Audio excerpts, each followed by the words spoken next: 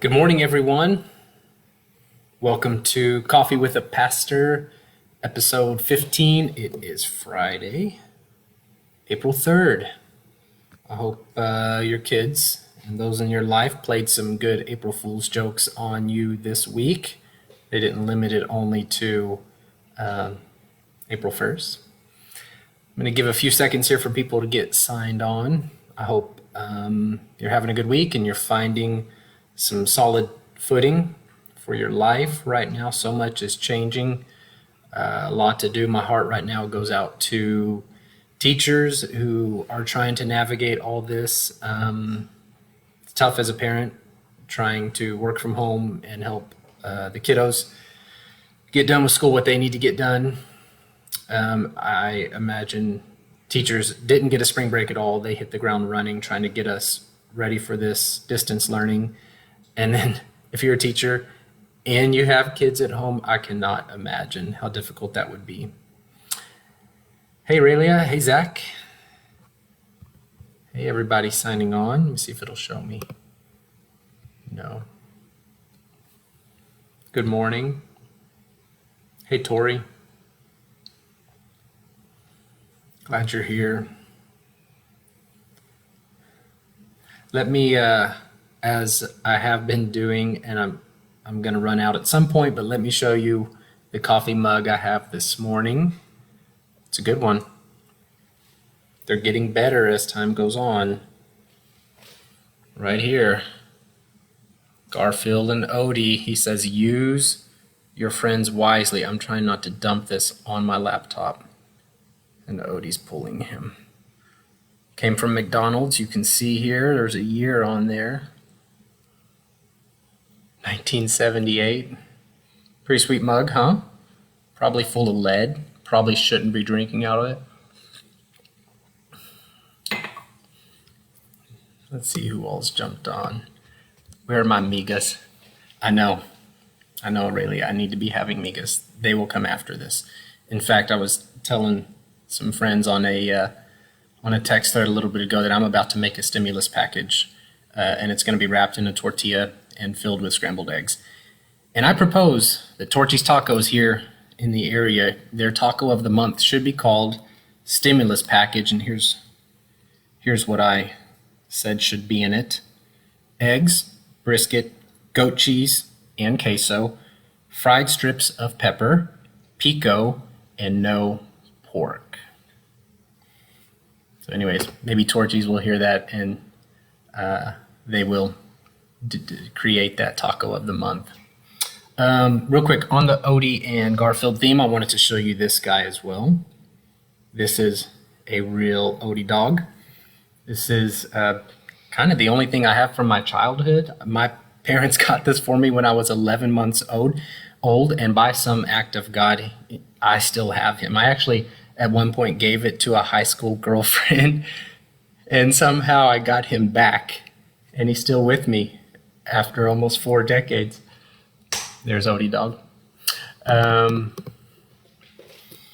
We got 16. Hey, everybody. I'm glad you're here. Let me get started with the reflection this morning. I said maybe last week or so that I thought that all of the Christian life and the Christian faith is found in Jesus' Sermon on the Mount. And if we just had those few pages ripped out and given to us, we could live the entire life of faith.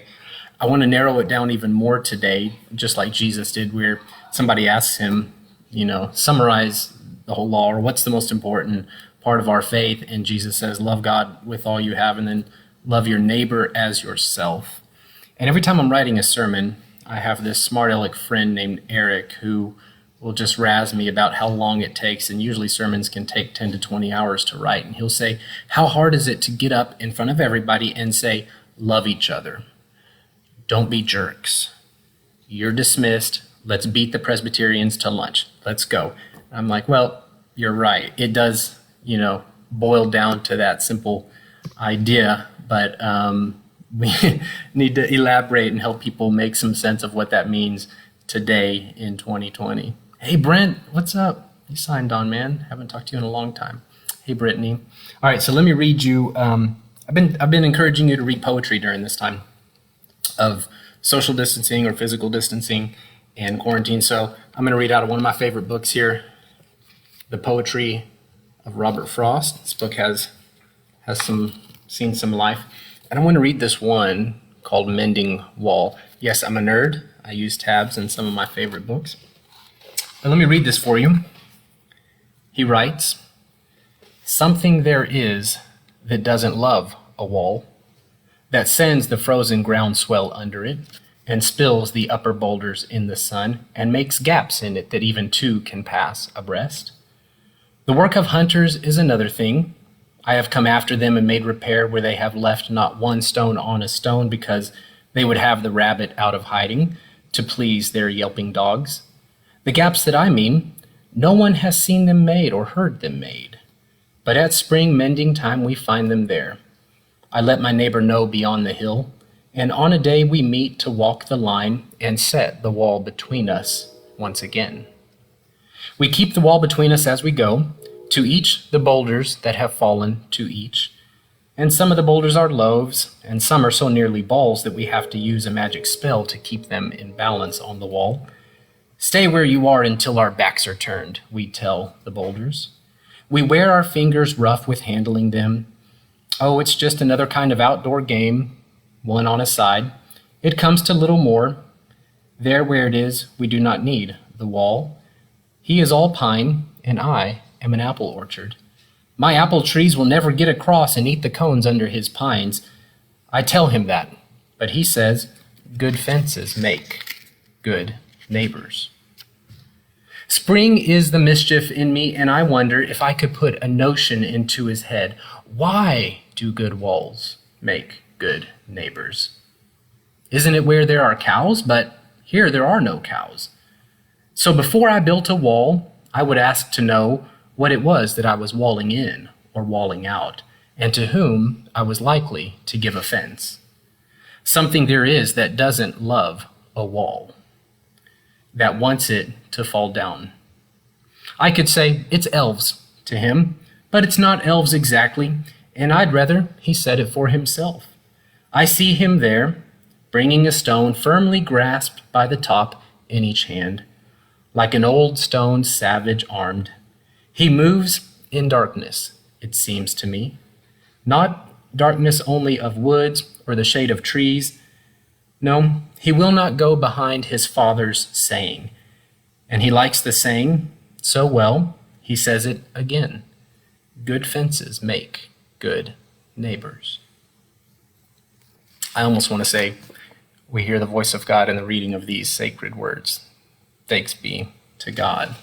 Robert Frost here is criticizing not just his neighbor, but criticizing the conventional wisdom of his time, of his culture, certainly of his neighbor, this thing that people say without thinking, well, good fences, good walls, they make good neighbors. And he says, well, why? I mean, if we had cows, I could understand. Keep my cows over here, your cows over there. But we have trees, and my apple trees, they aren't going to walk over and steal pine cones from you. So why do we need a wall between us? Why do we need this? I love it that he's questioning the conventional wisdom and the common sense, all in the name of true neighborliness. And I think we can do the same. I encourage us, I invite us to ask similar questions. So I'm asking you, what common sense and conventional wisdom are you questioning these days? Our lives are completely turned upside down right now. In so many ways, now is the time to question all kinds of conventional wisdom, like, should I really be spending 2 hours of my life every day sitting on godforsaken I-35? Or is there a better use of my time?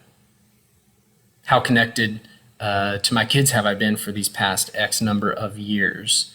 And do I need to restructure my life? Because these past 3 weeks, even though they drive me crazy, it has been wonderful to get to, in a way, be reintroduced to these little people whom I only see for an hour or two every day.